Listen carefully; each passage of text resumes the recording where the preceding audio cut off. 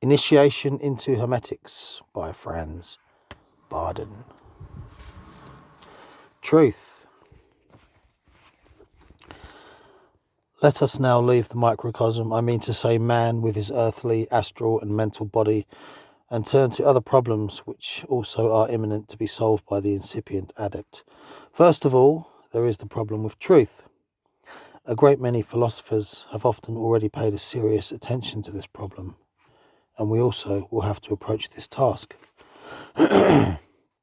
We shall deal here only with such kinds of truth we must be informed about thoroughly. Truth depends on the insight of each individual. And as we cannot all of us have the same insight or perception, it is impossible to generalize the problem of truth. Therefore, from his standpoint and in conformity with the degree of his maturity, each one will have his own truth, providing he sees it quite honestly.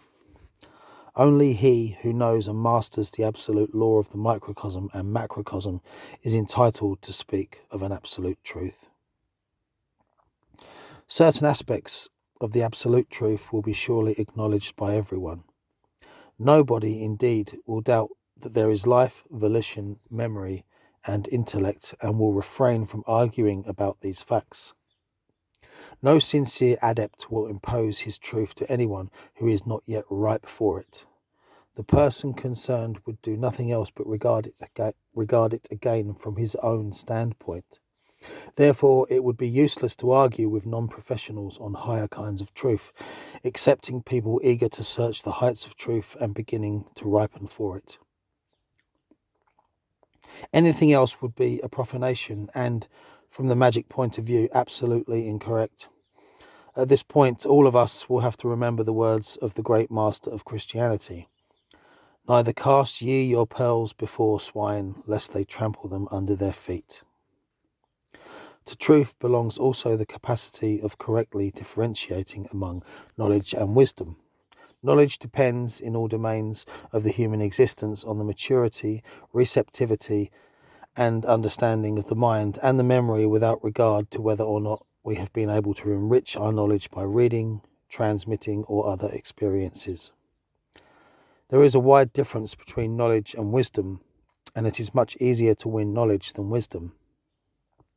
Wisdom depends not in the least on knowledge, although both are identical up to a certain degree. The source of wisdom is in God, that is to say, in the causal principle, the akasha, on all planes of the grossly material, astral, and mental world. Therefore, wisdom does not depend on mind and memory, but on the maturity, purity, and perfection of the individual personality. Wisdom could also be considered as a development stage of the ego. Therefore, insights are not passed on through the mind, but, and this particularly, through intuition or inspiration. The degree of wisdom is therefore determined by the state of development of the individual. This will not mean, of course, that we ought to neglect knowledge. On the contrary, knowledge and wisdom must go hand in hand. The adept will therefore endeavour to get on in knowledge as well as in wisdom, for none of the two must lag behind in development. If knowledge and wisdom keep the same place in development, the adept is enabled to grasp all the laws of the microcosm and the macrocosm, not only from the point of wisdom, but also from the intellectual side, that is to say, in a bipolar way, namely to perceive and utilize them for his own development. In all the planes, we have already learned to know one of the numerous laws, the first main key, the secrets of the tetragrammaton, or the four-pole magnet. Being a universal key, it can be used to solve all problems, all laws, all kinds of truth, in short, everything, provided the adept knows how to use it properly. As time goes on and his development unfolds and he is advancing in Hermetics, he will be acquainted with many an aspect more of this key and be forced to accept it as an unchangeable law. He will no more wander in darkness and uncertainty, but will carry a torch in his hand, the light of which will penetrate the night of ignorance. This brief summary will suffice for the adept to instruct him how to deal with the problem of truth.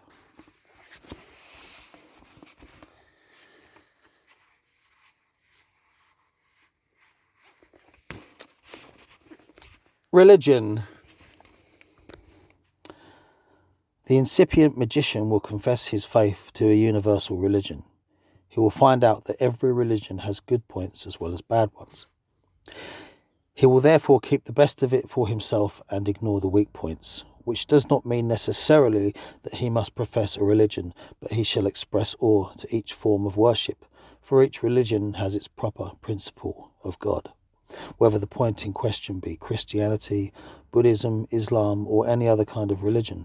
Fundamentally, he may be faithful to his own religion, but he will not be satisfied with the official doctrines of his church and try to penetrate deeper into God's workshop. And such is the purpose of our initiation. According to the universal laws, the magician will form his own point of view about the universe, which henceforth will be his true religion. He will state that, apart from the deficiencies, each defender of religion will endeavour to represent his own religion as the best of all. Each religious truth is relative, and the comprehension of it depends on the maturity of the person concerned. Therefore, the adept does not interfere with anybody in this respect, nor will he try to sidetrack anyone from his truth, criticise him, to say nothing of condemning him. At the bottom of his heart, he may feel sorry for fanatics or atheists without showing it outwardly. Let everybody hold on to what he is believing and makes him happy and content. Should everybody stick to this maxim, there would be neither hatred nor religious dissensions on this earth. There would be no reason for disputes, and all turns of mind could exist happily side by side. Quite a different thing is if a seeker, dissatisfied by materialism and doctrines and longing for spiritual support, will ask advice and information of an adept.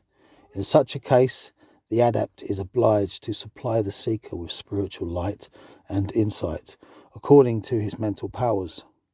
Then the magician should spare neither time nor pains to communicate his spiritual treasures and lead the seeker to the light.